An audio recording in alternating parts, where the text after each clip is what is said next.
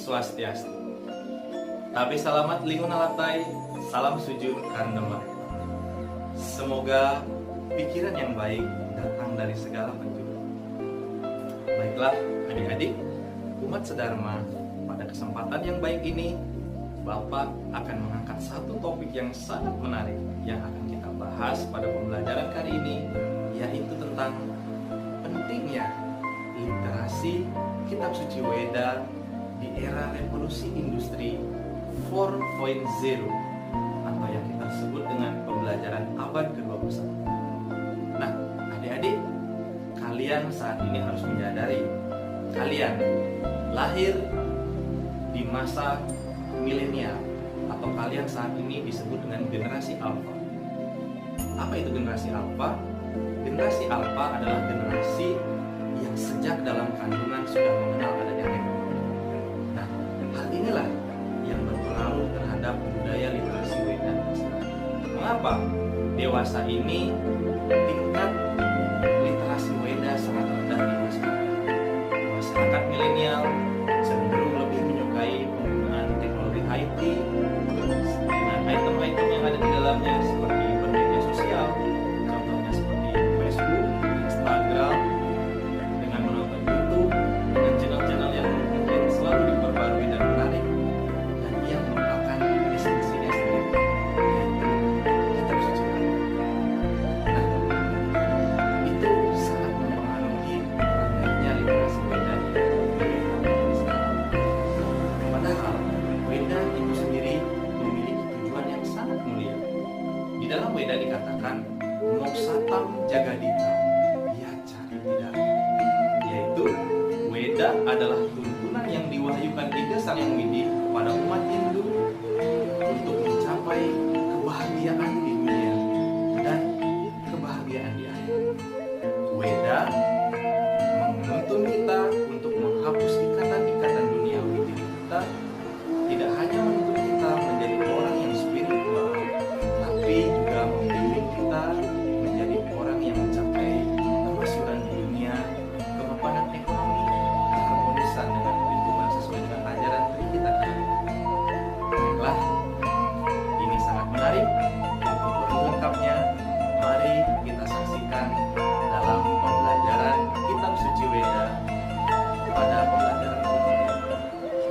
Mari kita fokus. Om Swastiastu. Materi kali ini adalah untuk kelas 7 bab pertama, yaitu Kitab Suci Weda.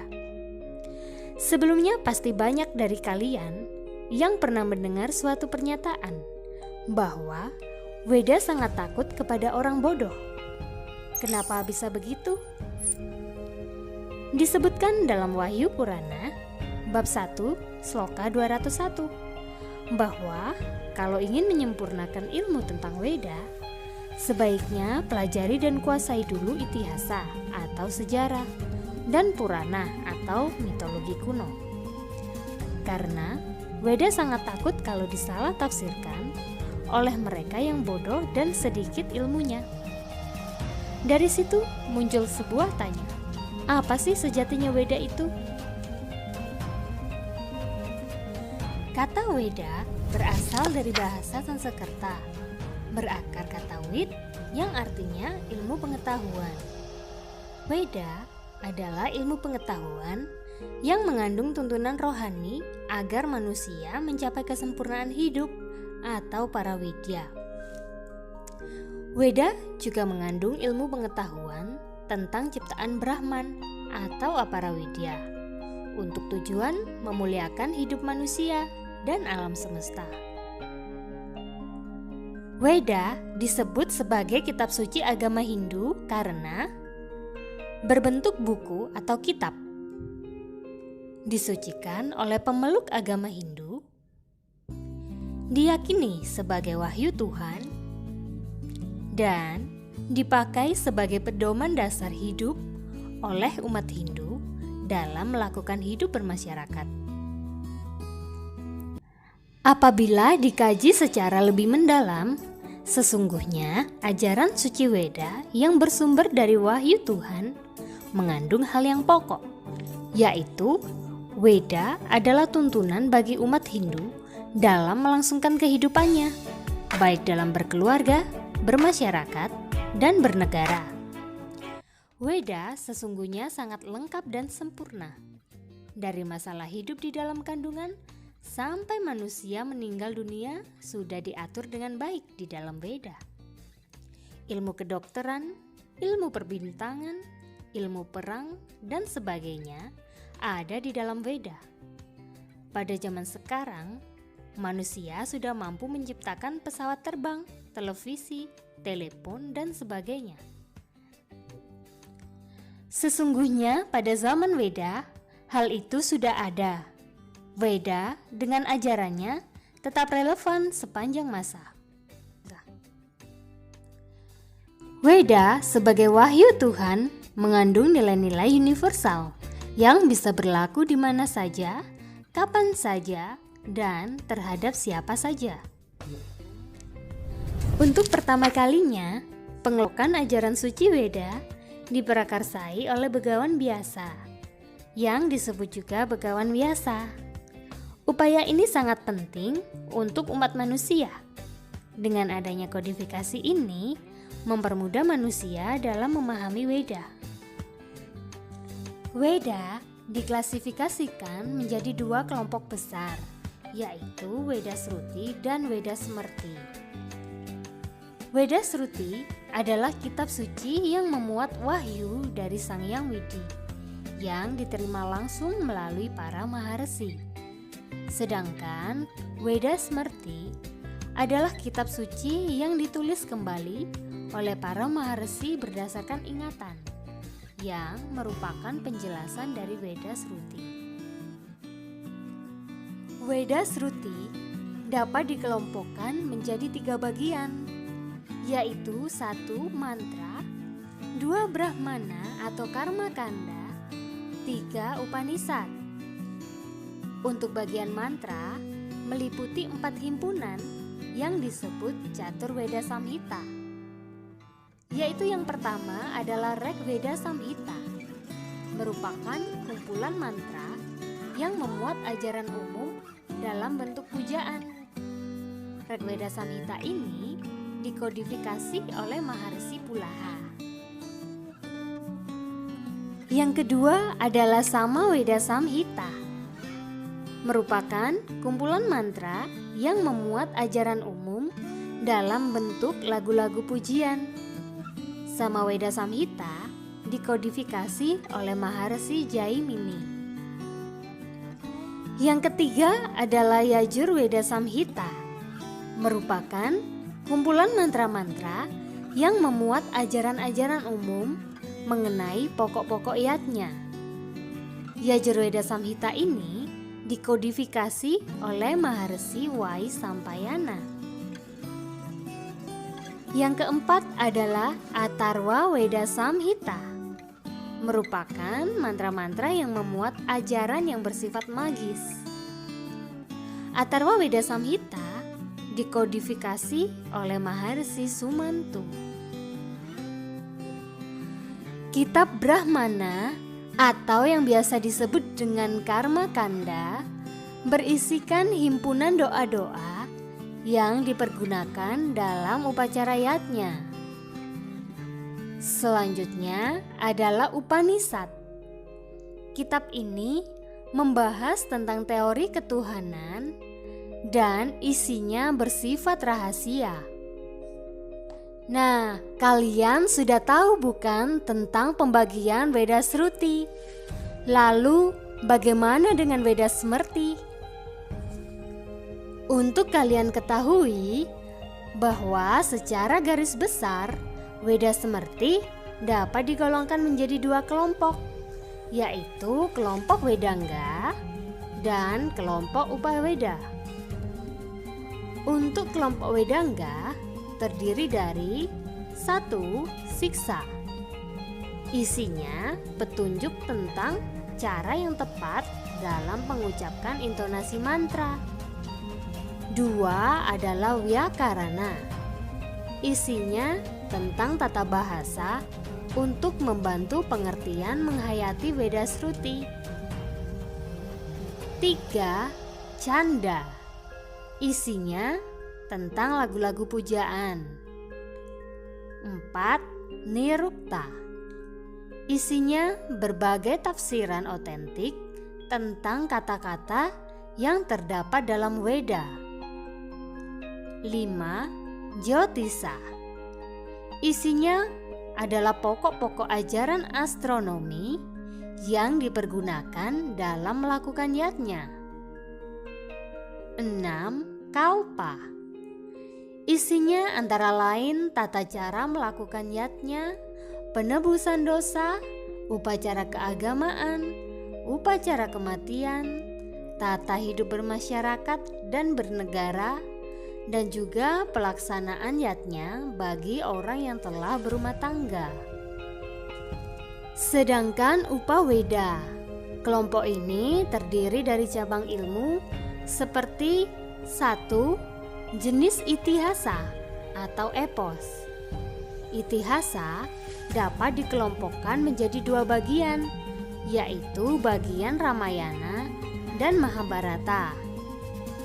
Untuk epos Ramayana terdiri dari 7 kanda, antara lain Balakanda, Ayodhyakanda, Aranyakanda, Kiskindakanda, Sundarakanda, Yudakanda, dan Uttarakanda.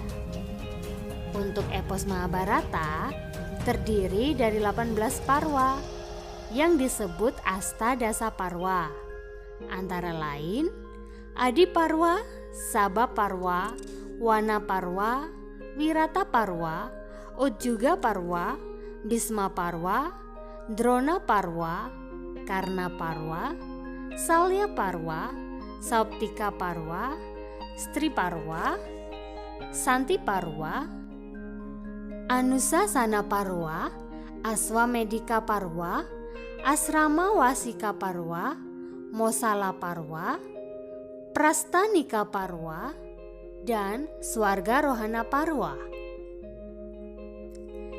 Yang kedua adalah Purana, yaitu kumpulan cerita kuno yang isinya tentang cerita-cerita para dewa seperti Brahmana Purana, Brahma Waiwarta Purana, Wisnu Purana, Narada Purana, Bhagawata Purana, Garuda Purana, Padma Purana, Waraha Purana, Matsya Purana, Siwa Purana, Skanda Purana, dan Agni Purana.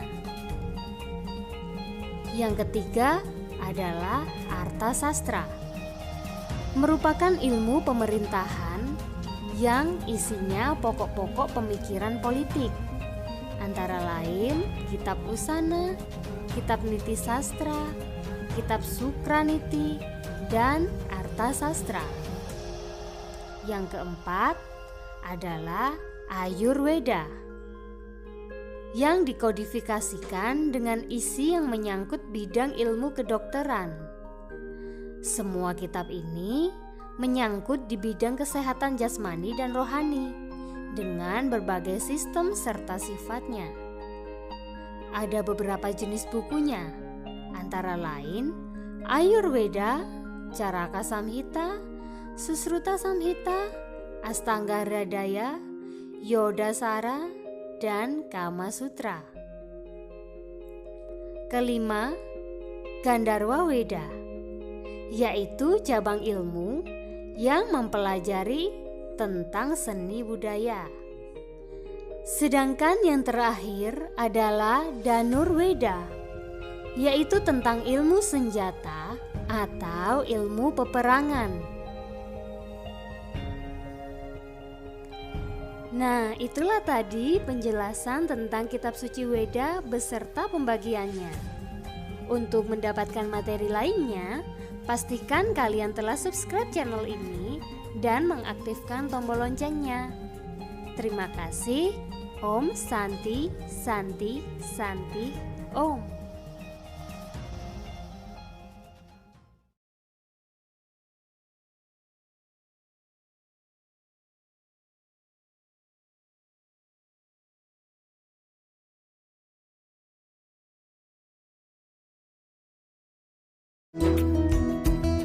अच्युतं केशवं कृष्णदामोदरम्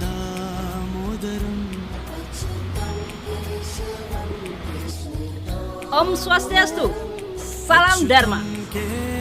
Sejumlah orang menanyakan kepada saya, apa kegunaan kita mempelajari pustaka Suci Weda? Saya akan jawab dengan langsung mengutip dari pustaka Suci Weda, apa sesungguhnya kegunaan kita mempelajari pustaka Suci Weda. Saya akan menjawab yang pertama, mengutip dari pustaka Atharva Weda. Ya para dewata, kami memuji Weda yang bagaikan ibu yang memberikan anugerah, yang membuat suci dan yang saleh semua orang-orang yang suci. Semoga engkau mengilhami kami dan memberi usia panjang, kehidupan yang penuh semangat kerja, keluarga yang baik, kemasyuran, kekayaan, serta kemuliaan kedewataan sebelum berangkat ke kayangan.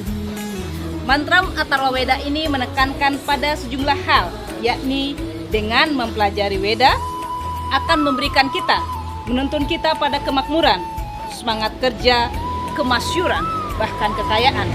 Sebab Weda bagaikan ibu kandung kita untuk membimbing, mewujudkan kemakmuran dalam hidup. Dengan demikian, tidak benar bahwa mempelajari pustaka Suci Weda hanya membuat kita menjadi orang yang spiritual, tetapi justru menuntun kita untuk menggapai kemakmuran dalam hidup kita. Yang berikut dari Rigveda.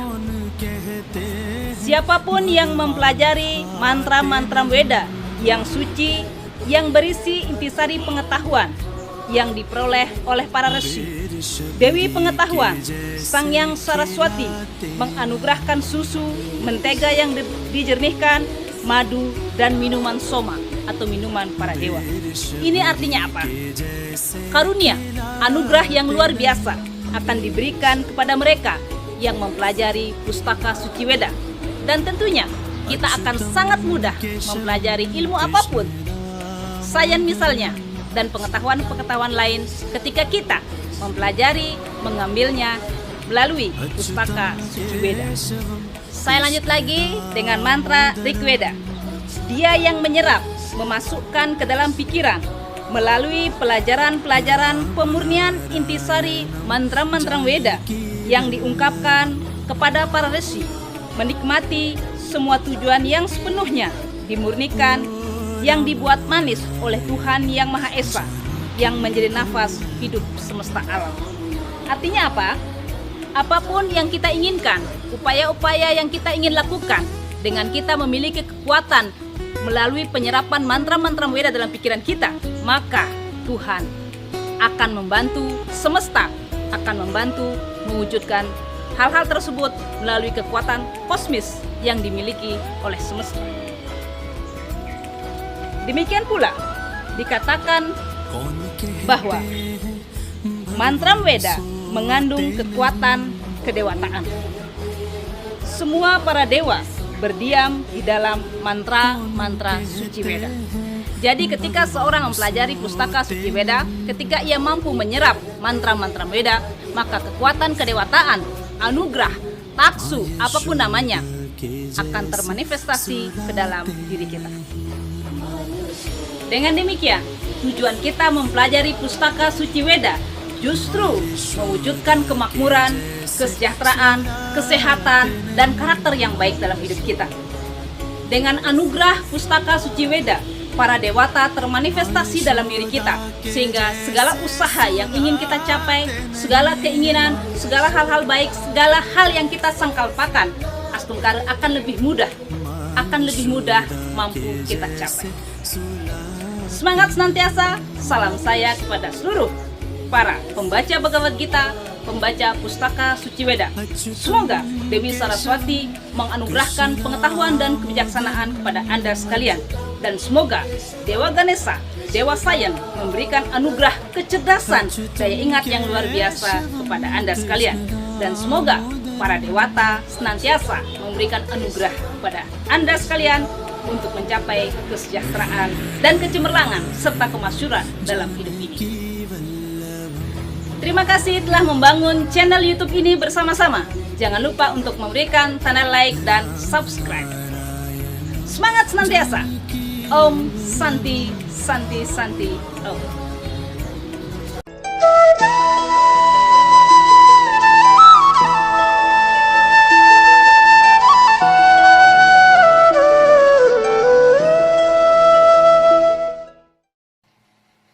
Nah, itu tadi pembelajaran literasi Weda yang sangat menarik untuk kita ikuti. Semoga nilai-nilai luhur dari ajaran-ajaran Weda tersebut dapat menjadi kebutuhan bagi kita sebagai umat Hindu. Baik adik-adik, semoga ajaran-ajaran yang sudah kita pelajari tadi dapat kita amalkan baik itu di keluarga, di masyarakat, maupun untuk bela negara. Sehingga kita menjadi generasi yang suputra. Nah, apa itu generasi yang suputra? Di dalam Weda dikatakan bahwa generasi suputra adalah generasi yang mampu menyelamatkan 7 tingkatan leluhurnya ke atas dan 7 tingkatan generasinya di era selanjutnya. Indah sekali. Hanya generasi suputra yang bisa melaksanakan. Ya, semoga dengan rajin mempelajari literasi Weda, kita dapat mengamalkannya dan menjadi kebutuhan dalam kehidupan kita sehari-hari di tengah gempuran era globalisasi ini. Semoga pembelajaran ini bermanfaat dan menjadi sinar cahaya suci bagi kita semua untuk mencapai tujuan tertinggi dalam hidup umat Hindu, yaitu Moksartam Jagadita Yaca Ipidana. Kebahagiaan di dunia maupun di akhirat. Mari adik-adik umat sedharma, kita tutup pembelajaran pada hari ini dengan puja sakti. Mari capupkan tangan. Om Asatuma Sadgamaya Tamasuma Jyotirgamaya Mrityurma Amrityam Gamaya Loka samasta sukhino bhavantu. Loka samasta sukhino bhavantu. Loka samasta sukhino bhavantu. Om Dewa Suksma Parama Acintyaya Namah Swaha Sarva Karya Prasidantam. Om Santi Santi, Santi Om, Sahi, Sahi, Sahi. Semoga pikiran yang baik datang dari segala penjuru. Selamat berjumpa di pertemuan selanjutnya dengan materi-materi yang lebih menarik. Salam Dharma, Satyam Ewa Jayate.